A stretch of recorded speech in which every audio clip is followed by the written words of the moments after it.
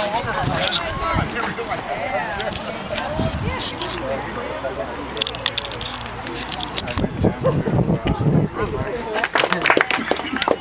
Jeff, who's the reason why we're all here today.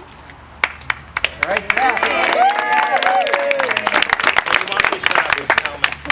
Shut up. Steve!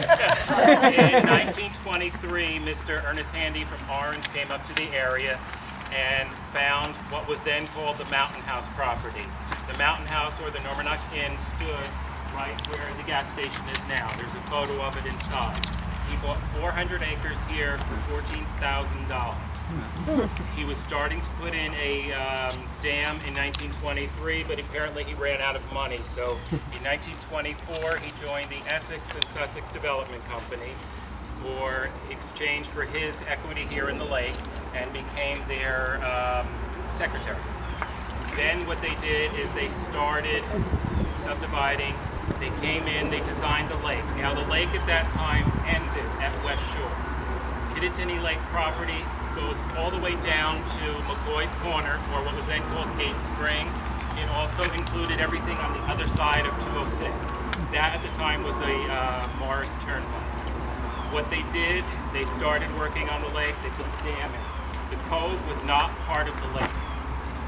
When in the late 1924, Stokes decided they wanted to acquire more property. So what they did is they traded everything that is now West Shore for everything on the other side of the Turnpike Road, which was then becoming State Route 31. So they started developing, and the only thing that was here at the time was the Normannock Inn, which they tore down to put in the dam. The house right here, which is now owned by Bruce and Carol Torito, was here. There was one other building that's on Mountain Trail that was a caretaker's cabin. But other than that, in 1920, they started developing the lots, but they didn't build anything. The only thing that they did, they brought an old building in that sat here, which was the original clubhouse. In 1928, when they built this building, they took the old one, turned it around, and it's now the house right behind us. The yellow house that sits right here, there's one small section of it that was the real estate office that sat out, which is now a parking lot on 206.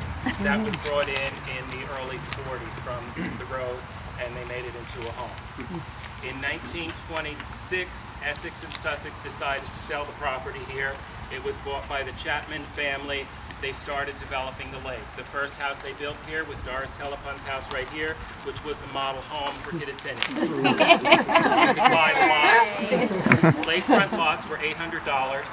As you went further up the hill, the lower the prices were. We have 18 homes here that came from either Sears or Montgomery Ward.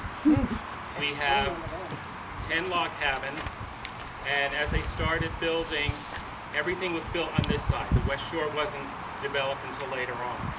By 1930, there was about 40 houses here. The Chapmans owned everything here. Then they decided to create some type of organization. So Kittatinny Lake Club was founded in this building in 1938. There's a picture of the founding inside on the table. And they started, most of the houses were clustered right around here. They started going further up, and the older houses here, most of them started in 27. Right in this area here, we have 6 Sears homes. Kathy lives in one. Anybody else here? Yes. Joe and Gail Piserci, their house came from Sears. My house came from apparently Montgomery Ward. I didn't know, I guess I'm in the lower rent district.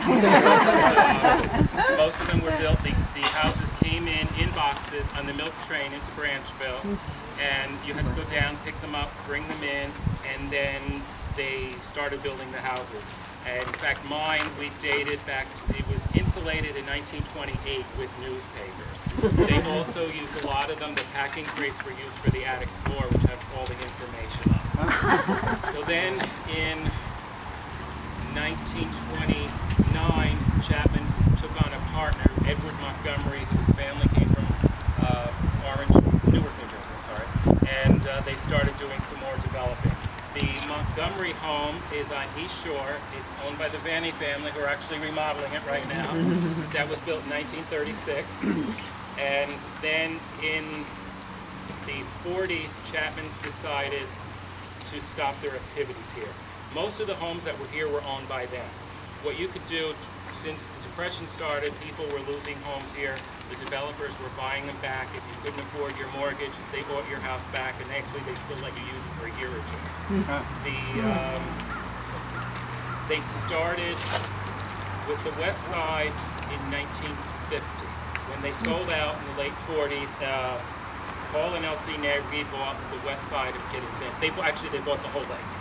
But at that time, we had Kittatinny Lake Club here on the east shore, and then suddenly we had Lake Kittatinny Country Club, which was on the west side of the lake. Oh. The only way you could use their facilities or even walk on their roads is you had to live on that side of the lake. I can still remember as a child going over to the West Shore Beach and being told by people over there that you don't belong here, get back where you belong. So then in the late 50s, they decided they wanted to end their relationship here. Apparently there were a lot of problems. Some of the houses that were built, they all had the jalousie windows on one side. They would mill the knotty pine in the morning, put it up in the afternoon, so as people were taking title to their house, the sap was running out of the walls. They also would tell you, well, here's the house, and you'd see a round metal lid. That's where your septic goes. Okay, so you think, okay, there's my septic. Well, as soon as you signed the paper, he picked the lid up and brought it to the next house. So there were times here that they referred to as the East and the West, sorry, North and the South, because we weren't allowed there, they weren't allowed here. Kittatinny Club did buy, they bought the roads here, we got the beach, we got the clubhouse, which was still owned by the other people. But then in the 1957, the two clubs merged to what we have now. The Cove was bought by Giuseppe and Ermelinda Diliberto in 1948. There was 12 acres there that they developed in the early 50s, and now that became part of the lake. There was also a few other families here in the interim that didn't want the lake to disappear, since there was a lot of rocky times here. So two families here started buying up all extra lots, selling them. They also developed the first road down here, which is now Lake Path 1, which they were going to rename Cottage Lane. They never did. The houses that sit on that road are all officers' headquarters that they brought in from Fort Monmouth. So there was no one living here till the mid-40s. The Bauman family, which actually owned my house, the son used to fly his plane in onto the lake during the war to visit his parents during the holidays. And then the Chapmans, as they were selling things off, the last house they had here was John and Debbie Brick. They built a house up on top of the mountain they called the Acropolis in 1948. That house was there till about 1980, when the Park Service bought it all. Someone vandalized it, burned the house down, and now no longer exists. So here we are today, 90-some years later, and we are now Kittatinny Lake Community Association.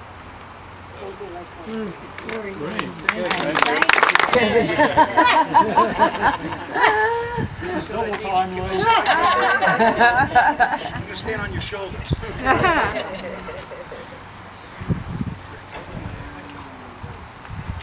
got a hard head, don't worry. Look what he can do.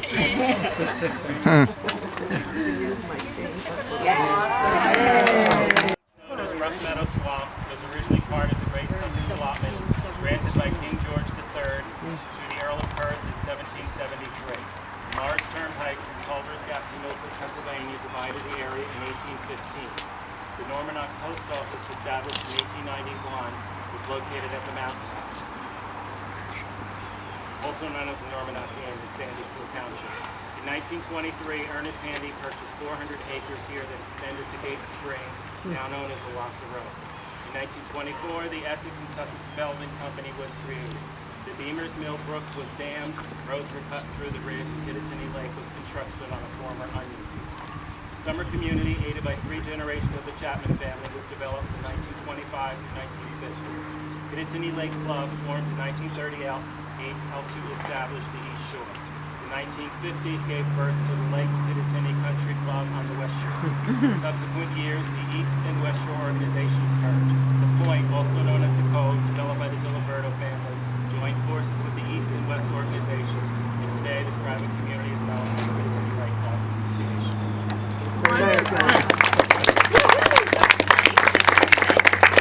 He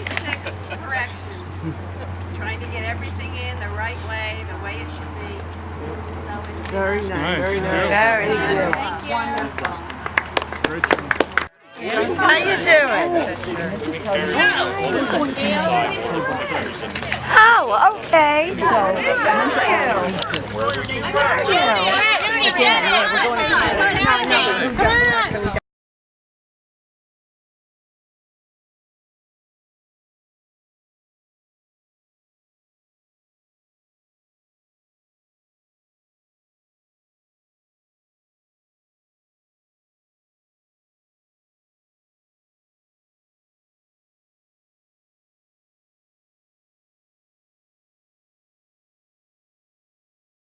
Very good. Great job.